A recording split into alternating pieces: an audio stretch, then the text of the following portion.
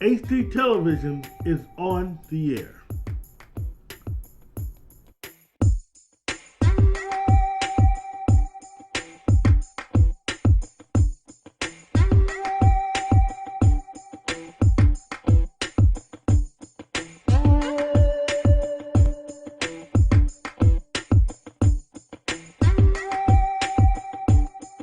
Welcome to the Author's Corner with A.C. Campbell.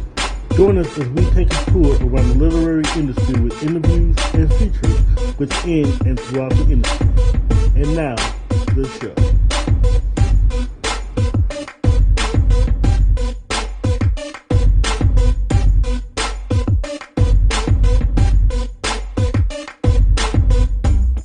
Welcome to an all-new Author's Corner.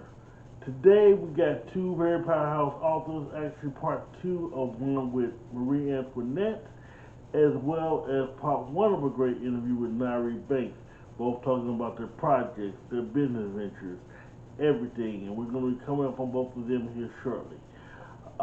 First, I want to talk about updates coming to my AZ Insider. I actually have a piece I've been wanting to do a long time on Shaquilla Johnson. I'm not going to get into it too much. You have to read the article. I'm also going to have a accompanying TikTok video that's coming up, but you should be able to see that article coming up today, as well as the accompanying TikTok videos that have a lot to say about the case. Coming up later this season, we're going to have, like I say, more outside shows. We're going to be doing a lot of on-location interviews, things like that. So just stay tuned. We have a lot to get to. But first, when we come back, we're going to conclude our interview with Nyree Antionette. Welcome to Sassy's Shirt Shop, where quality meets professional meets fun. If you need a t-shirt for your events, your business, your sports teams, and more, Sassy Shirt Shop has the designs for you. We accommodate t-shirts, sweatshirts, and jackets of all sizes, all events, all specific to your needs. Ordering is easy. You can place your orders over the phone at 314-229-7163 for a quote. You can email Sassy at sassyshirtshop@gmail.com, or you can log on to her website at www.sassyshirtshop.com, where she can also do custom merchandising as well as cups and ball caps. What can Sassy Thomas design for you? Let her know and find out. See you soon.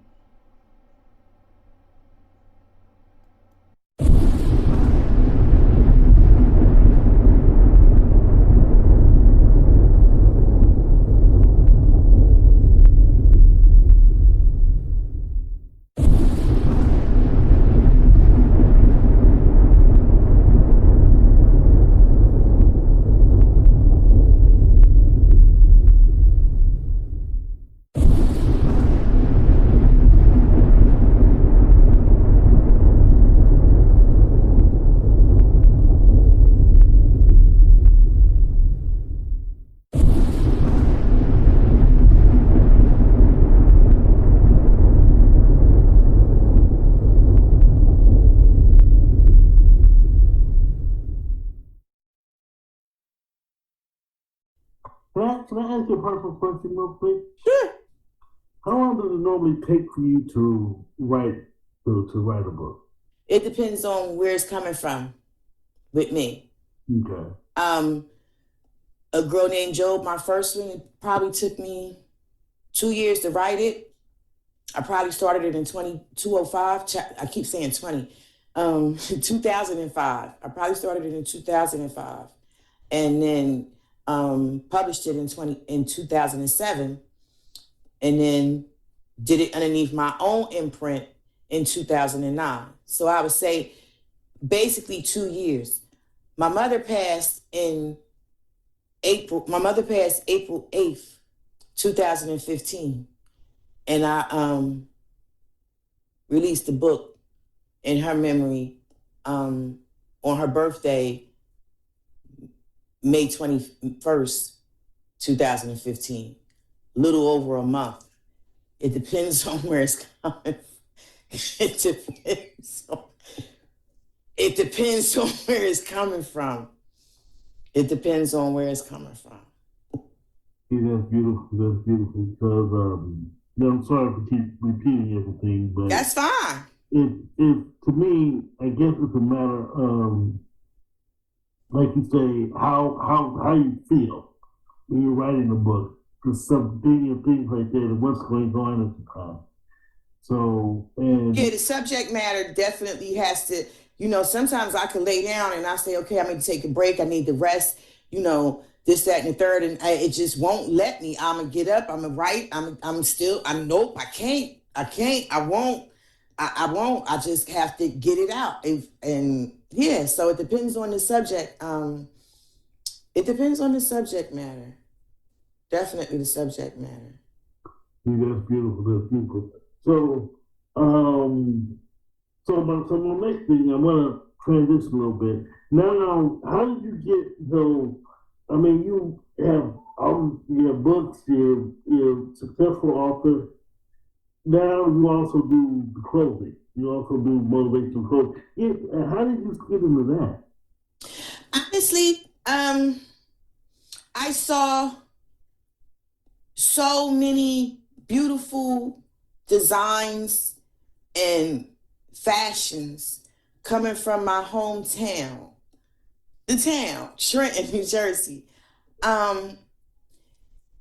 It just seemed like the practical way to further promote reading. So I created a design that I wanted to be my new company logo with the open book, Cause and Elevation. And the year I began. And it just kind of picked up from there. The shirts did well. We moved on to hoodies. A lot of that also was a flow within the community. You see what people are gravitating to. But I wanted to keep my logo and what Cause and Elevation stands for in proper perspective. So I didn't want to brand everything. Whoever's branding whatever, keep it moving, keep it doing, keep doing it. Not keep it moving, keep doing that, keep doing that. That's what I want people to still have the mindset of Cause and Elevation with their thoughts, with their words, with their actions. And I feel it's okay to represent it on a shirt. It's okay to represent it on a hoodie. It's nice. It's catchy. Of course, something you're selling has to be catchy. Something you're selling can't be boring. I mean, we need plain paper to print out, but we putting something really interesting on that plain paper. So the canvas it has to be catchy, and it just kept developing in me the will to keep trying something new. So we have handbags, we have plaques. Let me reach over here. Like I wanted to get like decorative. What's that? Sit it on your desk in your workspace or in the space that you spend a lot of time when, so you can remember, because even though I have the merchandise, a lot of the merchandise ties into a read, because this one right here, verses, it's short verses,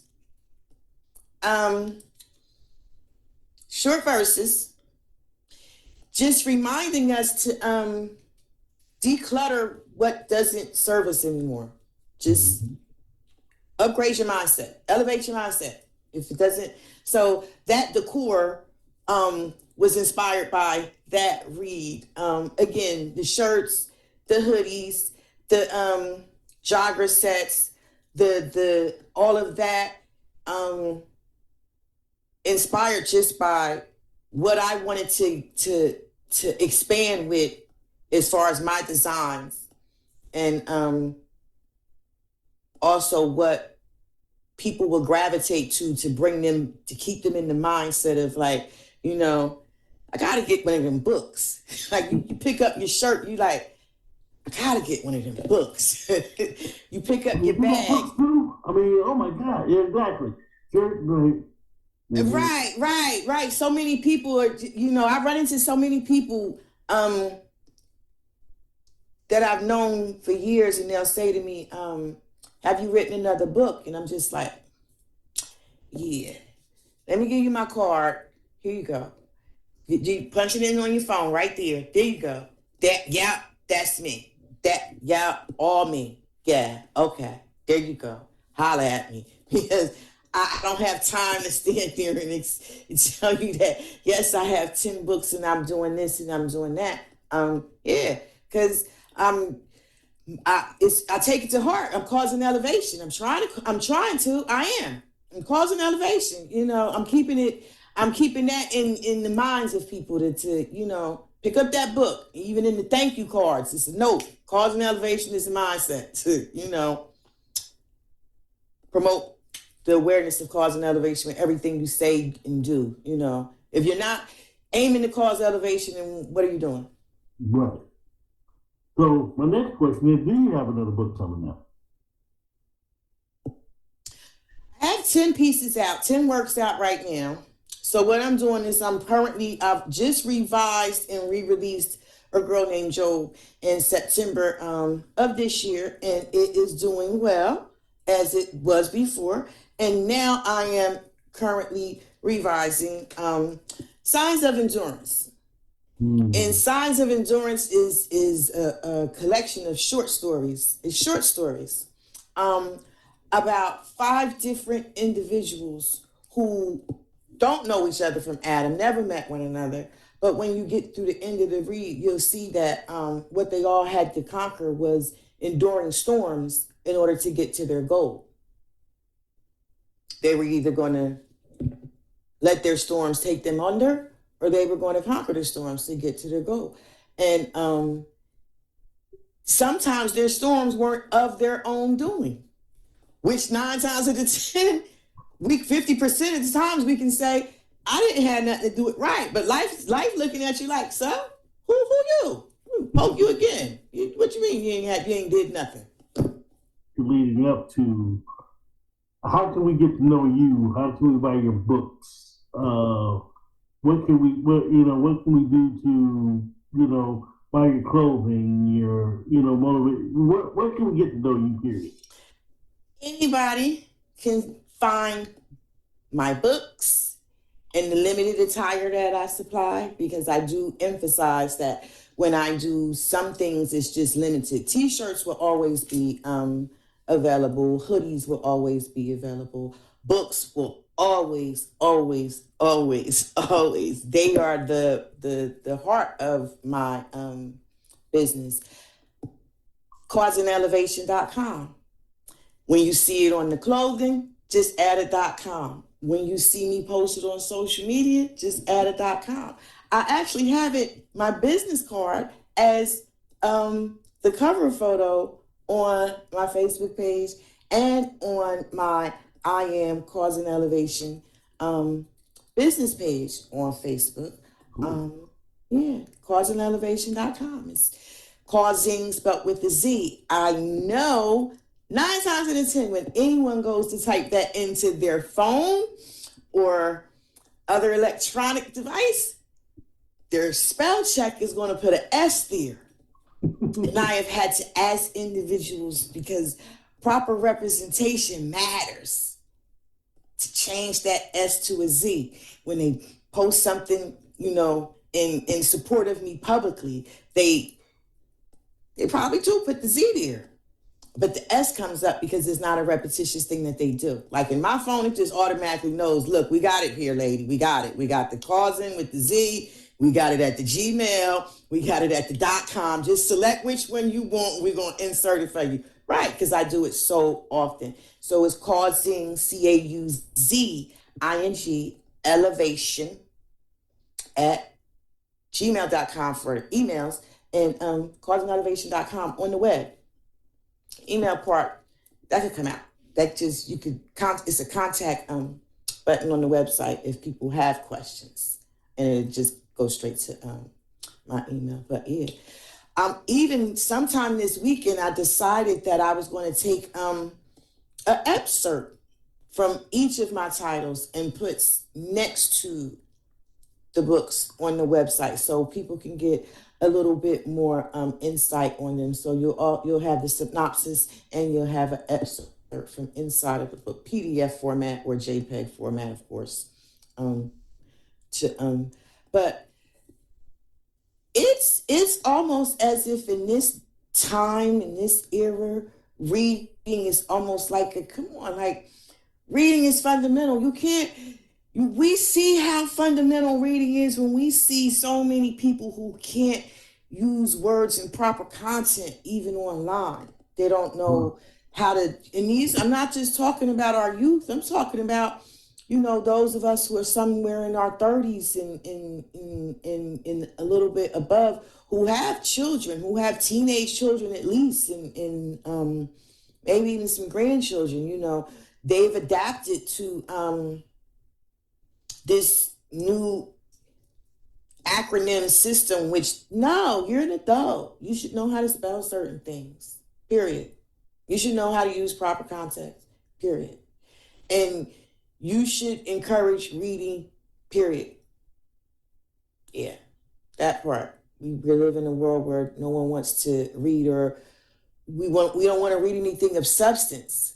Or are we afraid to learn anything? Are we to the point that we're afraid to learn something that can possibly change us? Are we there? That's not where are we sitting in that little comfort pocket right there? Like, yeah, I know it's out there, but I'm just gonna wait a little bit. Nah. No. Wait broke the wagon down, and while you waiting, somebody else is waiting on you to get it together, because it's not about you all the time. It's about who's watching you sometimes. Yeah. Who you're accountable for. I in the piece I wrote, Baby, I Don't Have It. I said, please, ladies, there's plenty of times I wanted to throw in the towel. I wanted to throw in the towel, the bathroom, the kitchen, the house, the car, everything. It's but you can't. You can't. Life is going to be life, and you can make it as beautiful as you desire for it to be once you decide that everything doesn't have to be easy. Yes. Some things are going to be a challenge. But some things. The thing is, one thing we have to tell our children that, and the other thing is we have to believe that for ourselves. Like you say, a lot of us have that problem believing that. We can't tell our kids that. Correct. Do you have any events or anything coming up or anything special that you're doing? I don't usually schedule anything in the winter months because it's just a lot to travel and a lot with shutdowns with weather, inclement weather and stuff. I've been in that situation, and sometimes it's a non-refundable thing for myself, and it's non-reschedulable for people who want to plan to attend. So I usually try to keep everything going in the spring and the summer. I do my planning and my outlook on where I want to present myself, or what books I want to target on based on whatever's going on, the climate, whatever I want to get back out there. So I usually keep that going on from March until maybe like August. Mm-hmm. And then in August, I shut it down because I have to give the attention back to the family. They're so supportive of me, and they usually travel with me. My sons are always traveling with me, and my other half, he'll pop up and show his face to see, all right, shut your mouth from here. And then, like, I live with you. I get the book. I read it. So, but for the boys, for my youngins, it's we always turn it into an adventure. So we like to keep it in the spring and the summer where more people are inclined to come out. Awesome. That also brings me to another question.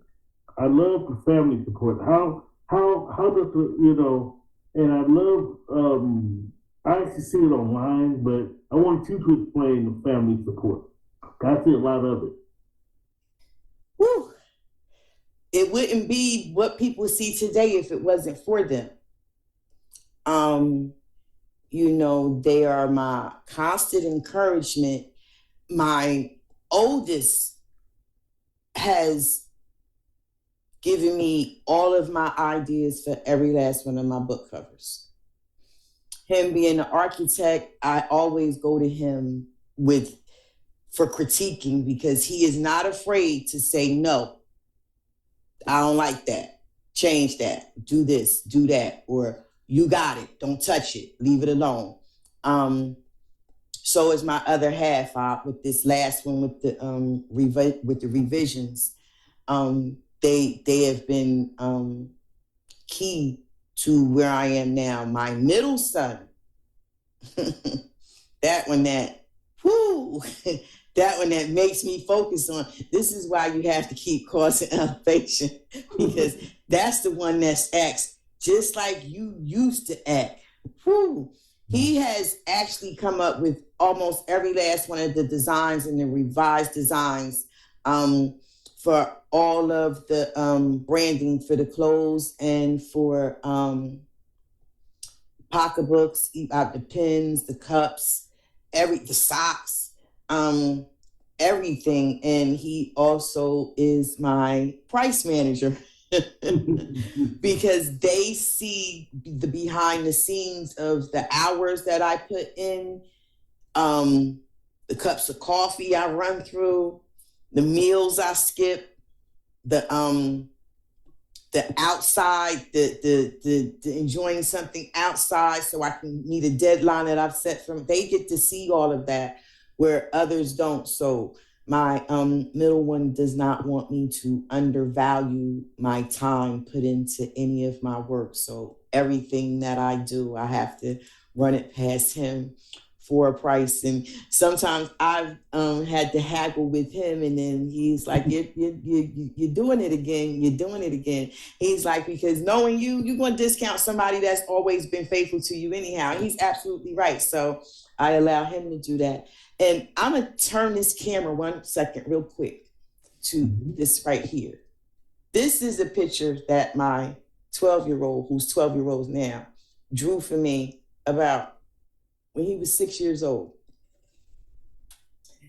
And I just look at it daily as that was his way of saying to me then, Mommy, you got so much more that you can do. Get to it. So family support, I mean, again, we can take this back to, this started with my grandfather in his writings when he was in the war. And then, you know, so it's always been a family, it's always been a family vibe that I just turned into a family business, and then it's going to grow into a family legacy. I write so what's in me won't perish with me. And that way I continue to live like my grandfather. He continues to live his words. Woo! He wrote them in 1942 and they're so relevant today. It's just like, woo! So yeah, I get invigorated when I think about that. Like, yeah, Marie, you'll beat that. Your words impact people way longer after your physical is here. And that's one of my drives also. You know, I talk about family support, but then I'm also, as you talk, it's like you have a lot of talent that when you and I that are gone, they're going to continue. And you've raised so much talent to where they're going to take your legacy and they're going to build it from there, like you said. It's because it's their legacy. You know, this started with this on both sides, because even though I give a lot of homage to my grandfather for the writing, the entrepreneur part, I truly picked up from my father. You know, as a young girl, I used to see him doing his thing from the trunk of his car, and he would go to New York and he would get the derby hats, and he would get stuff and fashions and styles for the brothers down here in Trenton that they had never even laid eyes on. And he just became so known for that. Like, you had businessmen, you had business stores, you had stores that sold suits looking at him, wanting to know where was he getting. And he comes, and he was born and raised in Detroit. So he already had that in him. And then, you know, when he transitioned on it, people can call it whatever they want to call it. I just kept hearing his voice, because when I was younger, I used to ask him questions about what he did, and he was like, this is work. This is work. I have inventory, I have stock, I have this, I have that. He said, I just don't work for someone else. And he always whispered that to me. I just don't work for someone else, not in that aspect. When he didn't work for someone else. So he was never without labor. If he wasn't working doing construction, he was working, you know, providing a service to the community that back then people weren't even up on. Now you have vendors all over. And then I was just like, yeah, you know, let me pick up on that right there. And it just feels so natural. It is. It's natural. It's natural. You know, we feel so blessed because we were able to do business and we're able to do business without the internet getting in the way. Right. We're the new Black Wall Street. We don't necessarily need the internet. I tell people all the time, when I tell people, you know, the internet is what I use to promote. You can always still see me and still get what I have to offer. You don't need to go through, you know, Facebook or Instagram or Twitter. Now, as far as payment, okay, well, we're blessed to have electronic payment systems. Right, exactly.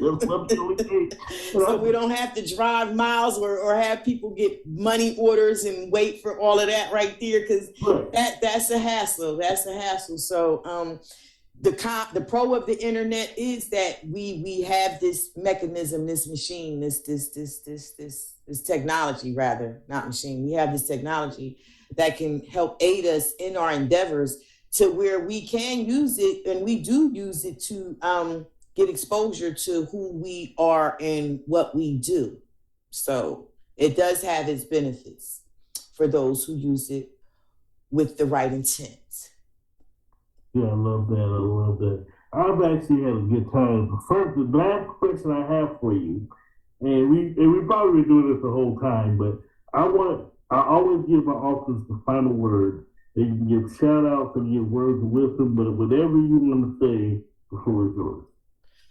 Woo! For one, I want to give a shout out to you for the interview. Thank you, because you, I was telling my other half, this individual has a major platform. So for me, it really affords me a little bit more of a peekaboo. Who's that right there? So I really do appreciate, I really do value the time and to be one of your first for your new up and coming rollout.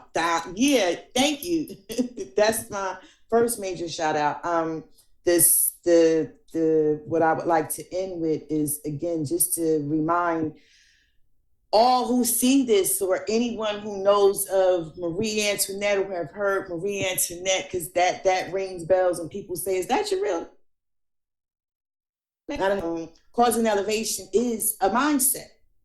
It's a mindset to cause elevation within yourself and in action, as I have tried to do with every one of the titles that I have written, as I try to provide practical reminders for all with the attire that I brand. I just want that to stick out into everyone's mind, that causing elevation is a mindset. It's so much bigger than what a lot of people are captioning it as like, that's a brand. Nah, it's your mindset. It's your mindset. And I you know what? If I'm just give a shout out to anybody, it's gonna be to the legendary Rakim Allah. You know why?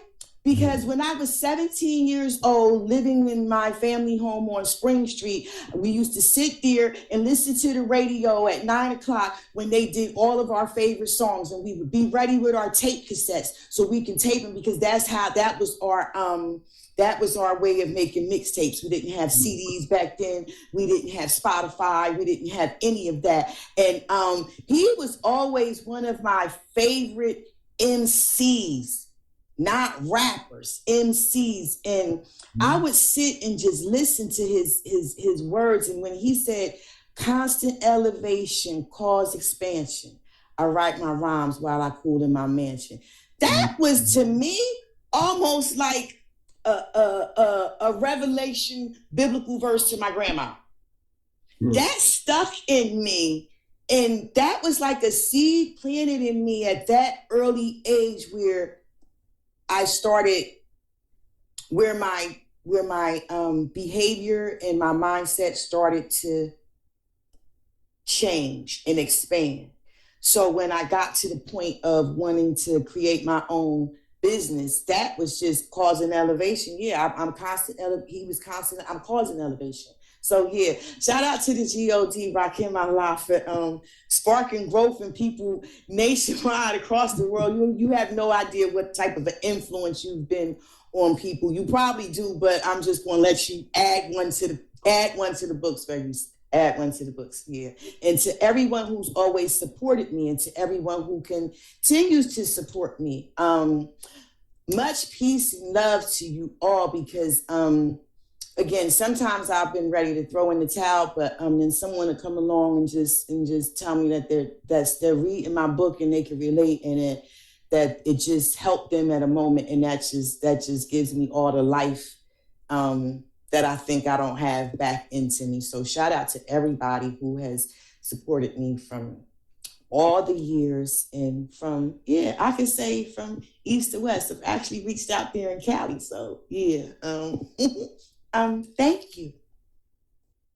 And you can always go to causingelevation.com, check out her books, check out her apparel, and get to know this powerhouse author. And again, look at her bio on our HD Insider page at www.hdinsider.com, and go to her website, learn more about her, and anything that comes up on the upcoming calendar with her, since she's been on the show, it will be on the calendar. So stay tuned for that. Now, when we come back, we're going to start part one of our interview with Nyree Banks. Coming soon, the second printing of the Sergeant Wise Guy Chronicles, reintroducing you to a special agent, Sergeant Wise Guy, the government's top strategics and agent with a very sarcastic tongue. A former Ranger, he heads up a team of specialists taking care of missions too big or too messy or other agents don't want to handle. His first mission takes him to Paris, where a stolen Cold War nuclear warhead was discovered. While discovering the warhead's origin, a lost dead love resurfaces. Can Sergeant Wise Guy resolve both before the secret plans for the warhead is complete? Well, check out the second printing of the Sergeant Wise Guy Chronicles, coming soon. Do you have a family reunion coming up? Is there a company picnic in your future? Or does your sports team need to stand out? Then look no further than Sassy's Shirt Shop. Let her create their one-of-a-kind shirt, jersey, ball cap, or jacket for you or your group needs. Call Sassy at 314-229-7163 for a quote. You can also log on to our website at www.sassyshirtshop.com and place your order. She's even on Facebook. Professional service at reasonable prices. It's Sassy Shirt Shop. See you soon. Oh my gosh. This is the first book that I have since 2020. So we didn't do anything in 21. So this is my first book out since 2020. That book, Love of My Life, was an award-winning book. This book, Typical Hood Story, it's different from what my readers are used to from me, but it's not totally different. I started out writing urban fiction, very raw and uncut, back in November of 2003. So it's kind of like I've gone back to my roots, so to speak. And so, typical hood story, I paired up with my ex, Ivan Merrick. Um, Really interesting because sometimes, stuff don't work out, but we collab to make this money. Okay. Yeah, I um, understand. Money is always good. I understand. so yeah, we collab to make this money. Typical hood story. It comes with a warning. Okay. So I'm just gonna let you know up front. It's raw, it's uncut, it's adult language. You'll be clutching your pearls. So if you don't like that type of stuff, I'm telling you right now, don't pick up typical hood story because that's what you're getting ready to get. In fact, y'all might well cut this interview off right now if y'all don't like it, because we're gonna talk about it today. And let y'all warn y'all right now. Just go watch Disney or something. Just let y'all know. Yeah, this is not sugar coated anything. It's raw, it's uncut. This is Ivan's first time in the literary world. So he's doing his thing. I didn't grow up in the hood, but I've heard some hood stories. And so this was like one of those things I felt like I needed to get out my system type thing. So it's gonna be raw in your face. So, and I'm excited about it, actually. Beautiful, beautiful. So you said that you just kept together everything. What actually inspired you to actually write the story?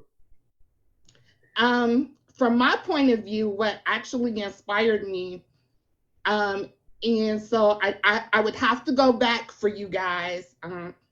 You probably know some of my writing under Jazara Bradley or Nicole Jazara Bradley. Got several pen names, okay? But I need to tell your listeners this. I had been working on this story. This was around 2008 or what have you. And I was trying to get my first book published. And it's not out right now. I'll be bringing that out another time. But I had gotten told no so many times that I was just waiting for the next person to tell me no for getting it published. And so best-selling author Shannon Holmes was putting an anthology together, Hood to Hood. And I submitted a story to Hood Anthology. And I'll never forget, it was early in the wee hours of the morning, and I submitted it. And I want to inspire somebody right now. Sometimes you can overthink things, and I don't know, should I? Man, just go for it. So that's what I did with this story. I threw my story out there, and I went for it, and I went to bed. I didn't know what was going to pan out when I went to sleep. But I get a phone call in the wee hours of the morning saying my story had been selected for the anthology. And I'm like, man, who was on this doggone phone playing? It's like, I got to get up and go with me. And it was Mr. Holmes on the other end. I'm like, stop playing.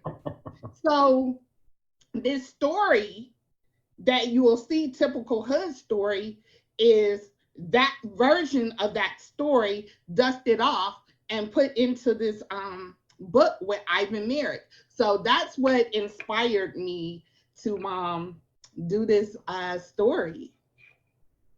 Yeah, I love that. And so when was the release date? The release date was December 2nd. We are still waiting for copies hot off the press. But if you go to www.tranquilbliss.net, we have the digital ebook form at the website.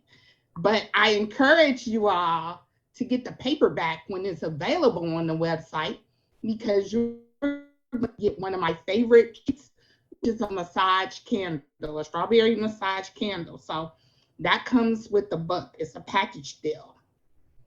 Yeah, I like that. Speaking of that, I want to switch gears just for a second. You do more than just write. You also I do do. massage candles, you do actual massage, you do. Why don't you tell us about Tranquil Bliss? Tranquil Bliss. Tranquil Bliss is my company that deals with aromatherapy products. So we make candles, we make body scrubs, hand sanitizer, alcohol free, which is important, customized pens, and massage therapy. Of course, we do under Tranquil Bliss. My publishing company is Tranquil Moments Publishing, and I do my own publishing. And so, HD, I got to tell you how I even got started with the Tranquil Moments, which then propelled me into the Tranquil Bliss. I was in massage therapy school, one of the older students in the class. And so we had to make business cards to deal with, promoting ourselves. And so everybody was, they were trying to get into a spa. I want to go work here at this spa, and I'm not getting ready to advertise for any spa, so I'm not going to spa drop names, not ready to happen. But they wanted to go work in a spa. So my card said Tranquil Moments. And so they were like, Tranquil Moments? What is that? I never heard of that. I was like, that's my company. And they were like, what? I said, I don't want to go work in somebody else's spa. So I went, got me an LLC and started Tranquil Moments. And then we branched out. We started doing publishing as well. And so then as time went on, I made Tranquil Moments just the publishing side. And then Tranquil Bliss became our more expanded massage, aromatherapy products. And then this year, I started another company, Luxurious Legacy Consulting Firm, where we do educational consultations and financial consultations. So we're just expanding. Yes, you are, because I see you everywhere. And I'm serious. I literally see you everywhere. On social media, I see you at almost every event. I see you at almost. I mean, when I look at your social media, I see you everywhere. So no, you don't have to tell me definitely that I know you're expanding. But how does that feel though? It feels amazing, HD. It really does. This year has been a interesting year for me. I lost my mom and my stepdad 7 days apart. And then I had a major operation. And I don't want anybody to feel sad. I want you to feel inspired by the story that I'm going to share with you. While 2022 has been challenging, it forced me to literally grow up. And when I say that, literally grow up, when my parental unit started to have health challenges, I had to step in, and make some decisions and make some things happen. And I want to share this with your listeners because this is something that my mom instilled in me the last few months of her life. And I want to share this, and I know we may be getting off topic, but I think it's important and it will help somebody. I remember one Tuesday in March of this year, my mom and I went to lunch. HD, I can't tell you what we had. The bill came and it was $200. I can't tell you what we had. But I remember even paying for it. I was like, this was amazing. It was amazing fellowship. My youngest daughter was there. I don't know how long we sat at the table. I think the waiter was kind of looking like, when they gonna get up? But we took the waiter nicely because I know we were there for a while. It was amazing. So much so that we planned our next lunch date for Thursday of that same week. Thursday came and my mom was gonna come over to my house and I'm waiting for her to come. And I hadn't heard from her, which was a little weird because we talk several times a day, text several times a day. I'm like, okay, maybe she's on her way. So I called, I didn't get her on her cell. I'm like, well, maybe she doesn't want to be bothered while she's driving, which was kind of weird because we would talk to each other while we were driving, what have you. I'm on my way, blah, blah, blah. Be on the lookout, yada, yada, yada. So I called a home phone, didn't get anything. I'm like, okay. So now HD, I'm kind of getting a little, I don't want to say worried, but I'm like, did my mama stand me up? Like, are we not going out to lunch? And so I get a call from my stepdad shortly after that saying that she had been taken to the hospital by the ambulance and they thought she had a stroke. I lost it. You talking about somebody had a meltdown. I had a meltdown in my living room floor. But I had to get myself together so I could go see about my mom. I got there. I beat the ambulance to the hospital. I don't even know how that's possible. That's your love for your mom. That's what that is. Well, definitely. I beat the ambulance. I'm there. They don't know what I'm talking about. I'm asking about my mom. They're like, as soon as she gets here, we're going to let you know. Some time goes by. And I'm like, is my mom here? And so they're like, who is your mom? I'm like, wait a minute. Like, I done told you all this, yada, yada, yada. So finally, I get to see my mom in the emergency room. She doesn't quite look like herself. She looks like she may have had a stroke a little bit. But as I'm standing there, her face begins to straighten up and everything. And I'm like, right before my eyes. Nurse comes in. And so as a little time has gone by, maybe an hour or so, my mom's talking. Maybe not the best because she's been through something to get here, but she's talking, she's coherent. The nurse said, this is a miracle. I've never seen anything like this.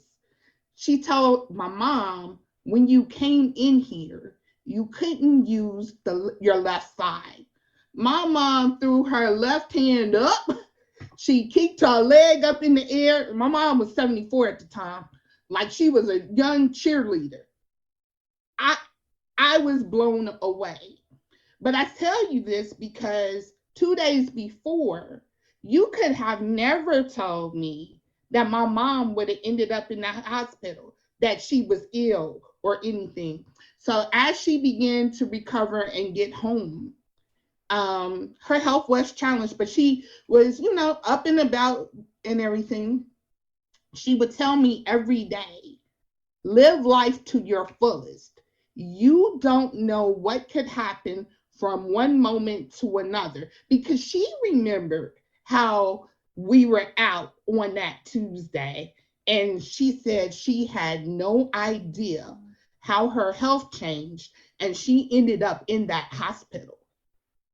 But that was the legacy so she, her health began to challenge and she was having ups and downs, but she was with us for 3 more months.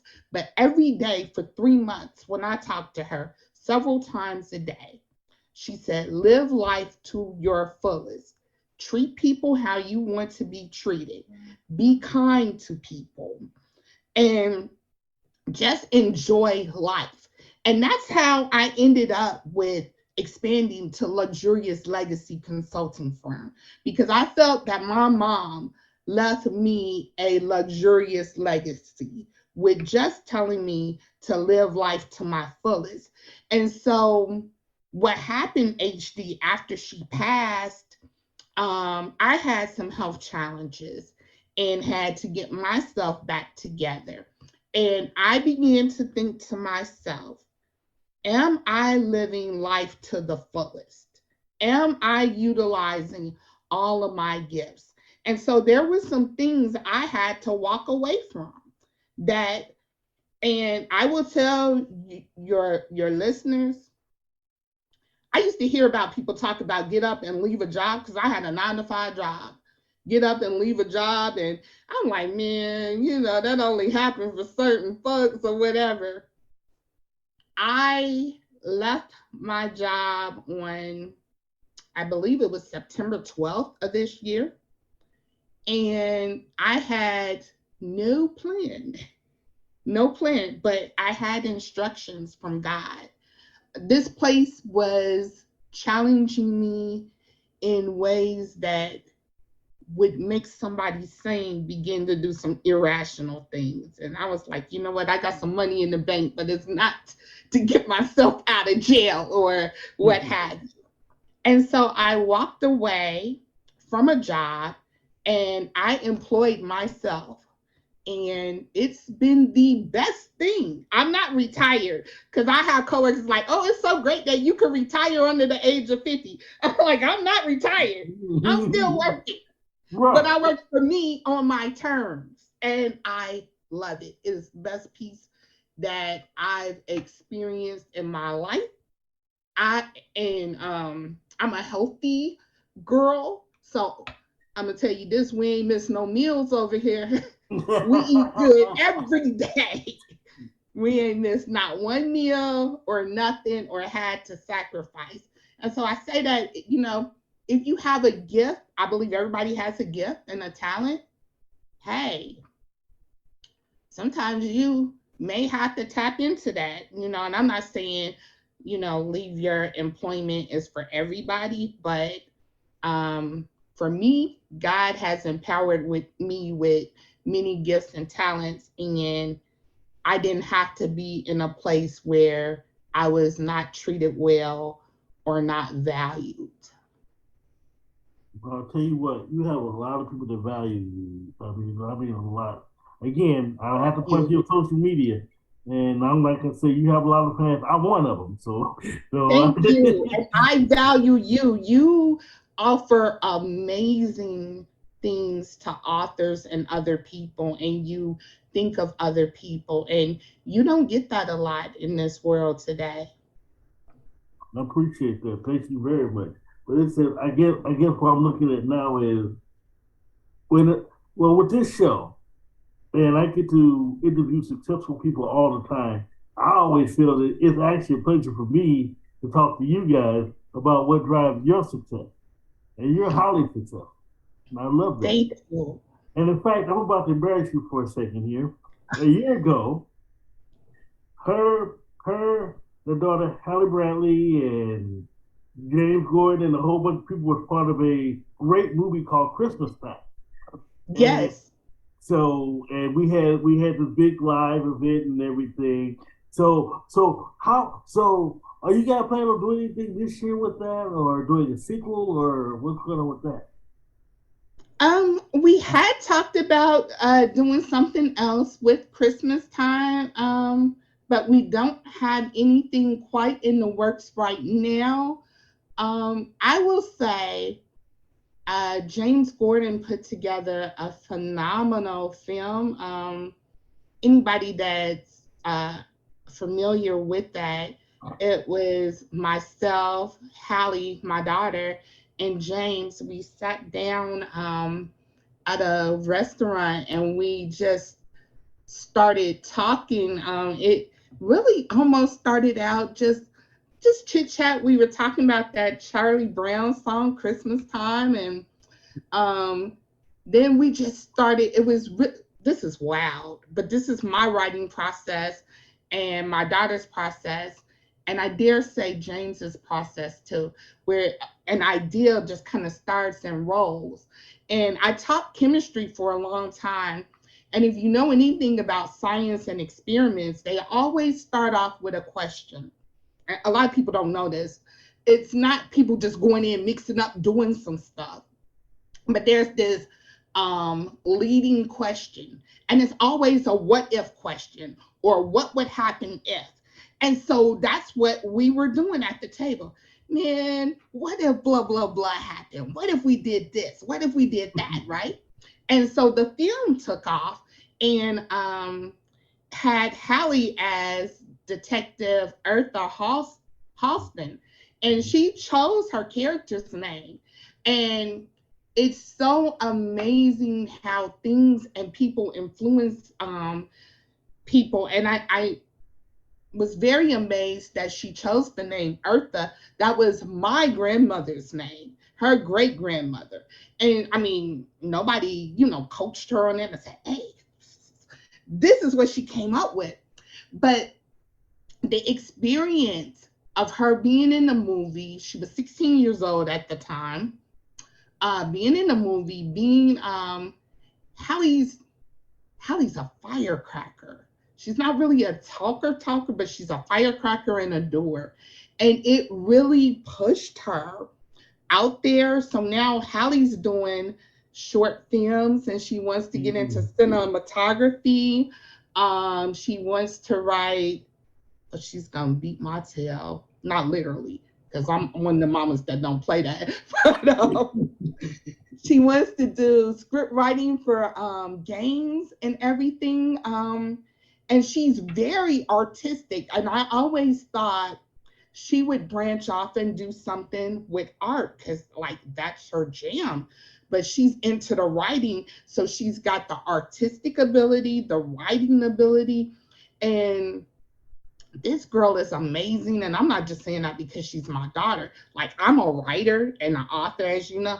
But this girl, I believe, is going to literally write herself a full ride scholarship to college because the money is coming to her because of her creative abilities.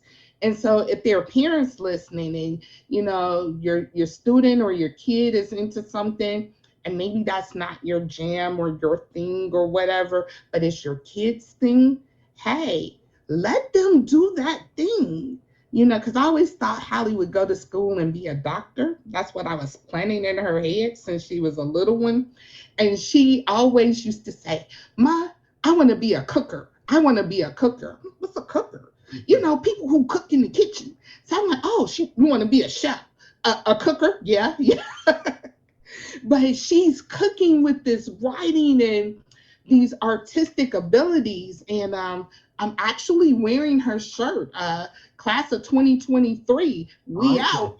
So, like, her skills are phenomenal where she's into designing clothing and everything. So back to you, parents, if you got a student that's out there that has an interest in something, let them go and see where it takes them. You never know where it will take them. And, if it's something that they're really enthusiastic about, man, like my daughter's into She-Ra, and I remember that from growing up. I wasn't really into He-Man and all of that, but she's into that. And there's a whole genre of fanfic and all kind of stuff that she writes in, and people want to pay her to write stories. I'm like, wow, this is cool. So I sit and I listen. That is right. I listen. I was going to say, well, that's kind of your fault because apple doesn't fall far from the tree. So yeah, because you get that from mom. Mom very creative. And see, the one thing that I do love about you and your daughter, and it's something that we all is wanting to talk about stuff. It's wanting to talk about doing stuff, but to actually sit down and plan it and execute it. That's a whole different level. Yes. And see, you guys, one thing I have noticed about you and Hallie, y'all both bounce off each other. We do. And so it's like, I'm telling you that nothing when she, I'm not gonna tell nobody where she go, but whatever she does, she's gonna do very well. I agree. Yes, indeed. The girl is blessed. And she's blessed me by being in this earth. She really has. A lot of times, as parents, we kind of go through, the parental thing, but just having her and my other daughter, Amber, they've been a blessing to me because there have been some days where I've been like, whew, this life thing get a little tight. And they'll say something and, like I've poured into them. And it's very important that we pour into people because we don't know when we're going to need those people to pour right back into us. And so they've been able to fill my glass when it's kind of got close to empty. I never let it run out, but it's gotten a little low. I definitely understand that. So you have the books, you have, Tranquil Bliss, Tranquil Moments. So what's next for you? what is next with me? My sister gave me this idea. I believe it was in August or September. It was before I left my employment. Um, she gave me an idea to share my testimony with people, which I've done in Crazy Faith, which is one of my books, and never would have made it a testimony of what God has done in my life. I've shared bits of my testimony, but she suggested I come out with something, and she gave me the title, I'm Still Standing. So that is next. That is next. It'll probably be sometime in 2023. I'll get to writing after my milestone birthday in January. I'm still standing. And I got confirmation from my oldest daughter. We were just talking. I don't know what we were talking about. And she was playing Donnie McClurkin's song, After You Done All You Can Stand. And I was like, well, boom, there we go. See, that's what I'm talking about. All right, I have to switch gears here for a second. Of all the positivity that's been going around and everything you've achieved, have you had to deal with any negativity within the industry? Oh yeah. Oh yeah. People will say one of the things that happened was, and it'll probably be some with this book, Typical Hood Story, because somebody is going to say, Crazy Faith, you wrote Crazy Faith. And there's a anthology, this is the journal, but you wrote Crazy Faith, you wrote Never Would Have Made It. Those are inspirational. Those could even be religious. Now you're here on this side, and this is my first book, Contradictions. And Typical Hood Story kind of mirrors that raw grittiness. You're doing this, I've had people say that. Well, how can you? And so this is what I am going to say and address right now, and I've done it before. God gave me this gift of writing. And I'm bragging on God right now, and somebody's going to say she's full of herself, and I am, because God gave it to me, okay? Mm-hmm. I can write across some genres, not all. I can write across some genres. And I'm very good at writing because it is the gift that God gave me. One of the greatest pieces of advice that I received in my career was from Shannon Holmes, which was, do not let anybody paint you into a box. Mm-hmm. He told me that. And so I will tell you just how awesomely amazing I am at writing, because again, it's not me. God gave me the gift. I had a coworker come to me. She's working on her PhD. She needed somebody to help her write her dissertation. Mm-hmm. They call her doctor now. Okay. So I can do educational research. I helped her get her doctorate, and I can write in these genres because my gift is writing. It wasn't limited to anything. And so I cannot allow anybody to limit me because they've allowed somebody to put them in a jar with the lid on it. I'm sorry. No, I'm not. and that's how it is. It's like, if I'm limited, I'm going to, and I don't think and forgive me for saying this, I would say subconsciously, I don't even think it's subconscious. A lot of this stuff they do on purpose. I'm limited, so I'm going to limit you. And yeah. A lot of them will do it on purpose.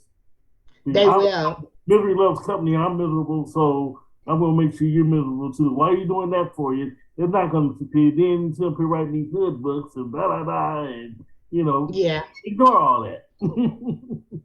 I remember a so-called friend. This was back in 98 or 99, and I was saying I was gonna write a book, and it was this book, Contradictions, I was working on at the time.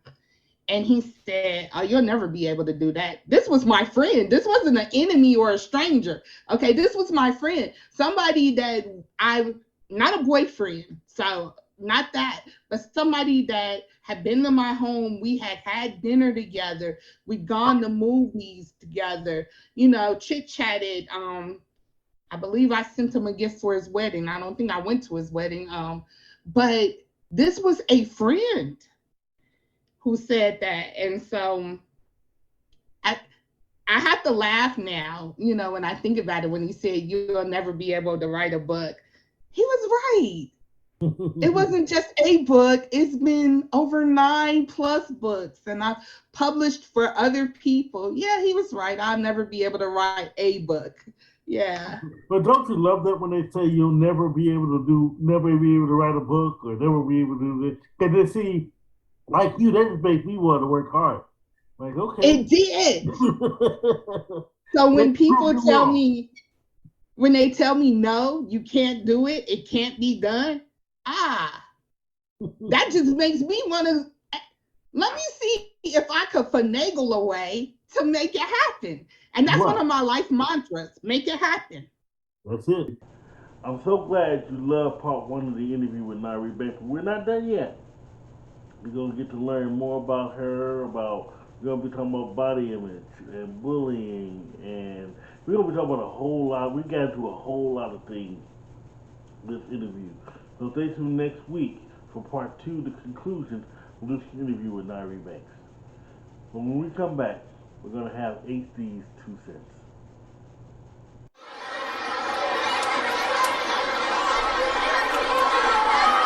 Get to know Hard Drive Publishing's youngest author, Eddie D. The Awesome Times. Follow a school newspaper as it investigates the mystery of a robbed sushi store and read other stories along the way. A unique concept from an extraordinary child. This will not be the last of what we hear from this talented young lady, so stay tuned. But for now, pick up your copy of The Awesome Times at your favorite bookstore, Amazon, Barnes & Noble, Kindle, Nook, Apple Books, and more. Coming soon, the second printing of the Sergeant Wise Guy Chronicles, reintroducing you to a special agent, Sergeant Wise Guy, the government's top strategics and agent with a very sarcastic tongue. A former Ranger, he heads up a team of specialists taking care of missions too big or too messy or other agents don't want to handle. His first mission takes him to Paris, where a stolen Cold War nuclear warhead was discovered. While discovering the warhead's origin, a lost dead love resurfaces. Can Sergeant Wise Guy resolve both before the secret plans for the warhead is complete?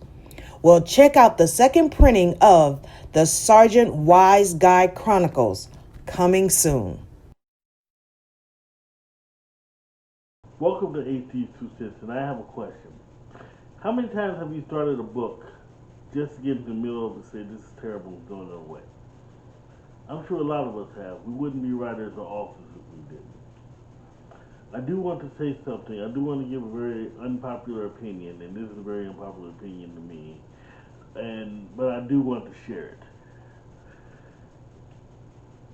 Even if it gets dull towards the middle, even if you get tired of writing it, even if you get tired of the content and getting stale, keep moving at it. Write till the end, because what's going to happen is, even if it gets stale towards the end, you have a completed story you can go back over and fix. It's very easy, and I promise you, it's very easy to fix a completed story than to go back and try to work through a halfway written story. And I'm only speaking from experience. I've always told people, your first draft is not to get it right, it's to get it done. Once you get it done, then you can go back and draft it 1, 2, 3, 5, 6 times. But you have to get that first draft done. I don't care what it is. If someone's telling you it's stupid, if you're telling yourself it's stupid, no, do not do that. You have to do it for yourself. We talked about in the Nyree Banks to where we written an entire book and God told us no. And we put it aside. That's okay, as long as it's a completed book. What I'm saying is, we have to complete our first drafts before we can say we'll move on to the next draft, or before we can even criticize the story that we've actually written. How do you know your story is going to be great if you don't finish it? It's all about follow through. If you don't follow through, you never know. Well, that's it for the Author's Corner. Stay tuned next week when we have two more very powerhouse authors. Let your writing fuel your spirit. God bless you. Peace.